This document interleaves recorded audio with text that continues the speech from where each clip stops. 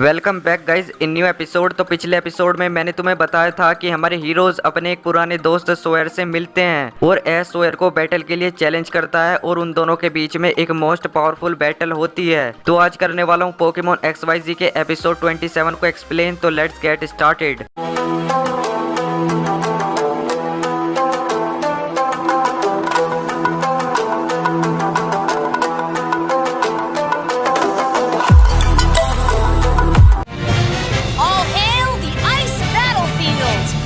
तो एपिसोड की स्टार्टिंग में हम देखते हैं कि जो हमारे हीरोज हैं वो स्नोबेल सिटी पहुंच चुके हैं और जो बोनी होती है वो बर्फ को देखते ही उसमें खेलने लगती है। एस कहता है तो मैं यहीं अपना 8वां मैच जीतूंगा, तो चलो स्नोबेल जिम में चलते हैं। उसके बाद वो सभी आगे बढ़ने लगते हैं और वो थोड़ी देर में ही स्नोबेल जिम तक पहुंच जाते हैं। उसके बाद वो सभी जिम के अंदर आ जाते हैं और तभी वे सभी वहाँ कई सारे बर्गमाइट से मिलते हैं। सरीना कहती है लगता है ये हम सबका स्वागत कर रहे हैं। उसके बाद एस कंप्यूटर से कहता है कि मुझे यहाँ एक जिम बैटल करनी है। उसके बाद जिम का गेट खुल जाता है और वो सभी एक आइस टाइप बैटल फील्ड को देखते हैं और उसके बाद जिम लीडर वुल्फरिक उन सभी का स्वागत करता है। वो कहता है कि मैं ही स्नोबेल सिटी का जिम लीडर हूँ। तब एस वुल्फरिक से कहता है कि मुझे आपके साथ एक जिम बैटल करना है। वुल्फरिक एस के चैलेंज को एक्सेप्ट कर लेता है। एस सरीना को अपनी जैकेट और बैग दे देता है और उन दोनों के बीच में बैटल स्टार्ट हो जाती है। तो सबसे पहले एस अपने हलूचा को चुनता है और जिम लीडर अपने अबोमा स्नो का यूज करता है और बैटल फील्ड में आते ही अबोमा स्नो की एबिलिटी एक्टिवेट हो जाती है, जिसकी वजह से पूरे स्टेडियम में ओले पड़ने लगते हैं, जिसकी वजह से हलूचा को थोड़ा सा डैमेज होने लगता है। तो सबसे पहले एस का हलूचा अबोमा स्नो पर फ्लाइंग प्रेस का यूज करता है और उसके थोड़ी देर बाद हाई जंप किक का यूज करता है, बट अबोमा स्नो उसे आइस शार्ट की मदद से रोक देता है। उसके बाद अबोमा स्नो वुड हैमर का यूज करता है, बट हलूचा उससे बचकर उस पर फ्लाइंग प्रेस का यूज कर देता है और लास्ट में हाई जंप किक का यूज करके बैटल को खत्म कर देता है। उसके बाद वुल्फरिक अपने सेकंड पोकेमॉन एवलग को चुनता है। तो सबसे पहले हलूचा एवलग पर कराटे चोप का यूज करता है। एवलग स्टोन एज से उसे रोकने की कोशिश करता है, बट एस का हलूचा उन सभी से बच जाता है। उसके बाद हलूचा हाई जंप किक का यूज करता है, बट एवलग उसे जायरो बॉल की मदद से ब्लॉक कर देता है और उस पर जायरो बॉल से हमला करता है, जिसकी वजह से एस का हलूचा बैटल में हार जाता है। और उसके बाद एस अपने टैलोन फ्लेम को निकालता है। सबसे पहले टैलोन फ्लेम चार्ज का यूज करता है, लेकिन उस अटैक का एवलग पर ज्यादा असर नहीं होता है। उसके बाद एवलग एवलॉन्च का यूज करता है, जिसकी वजह से टैलोन फ्लेम को काफी ज्यादा डैमेज हो जाता है, लेकिन एस का टैलोन फ्लेम अभी भी बैटल में होता है। वो अपनी पूरी ताकत के साथ एवलग पर हमला करता है, बट एवलग वापस से उस पर एवलॉन्च से हमला कर देता है, जिसकी वजह से टैलोन फ्लेम बैटल में हार जाता है। उसके बाद एस अपने ग्रीन निंजा को बाहर निकालता है। बोनी कहती है कि अब ग्रीन निंजा ही एस की आखिरी उम्मीद है। उसके बाद एस का ग्रीन निंजा सबसे पहले कट का यूज करता है। एवलग उसे स्टोन एज से रोकने की कोशिश करता है, बट फिर भी ग्रीन निंजा उस पर हमला कर देता है। उसके बाद वो एरियल एज का यूज करता है, बट एवलग जायरो बॉल की मदद से उसे ब्लॉक कर देता है। फिर एस का ग्रीन निंजा एवलग पर लगातार वाटर शूरिकेन से हमला करता है, जिसकी वजह से एवलग के पैर बर्फ में जम जाते हैं। और फिर ग्रीन निंजा एवलग पर कट से हमला करता है, जिसे देखकर जिम लीडर भी बहुत ज्यादा हैरान हो जाता है कि ये इसने कैसे किया।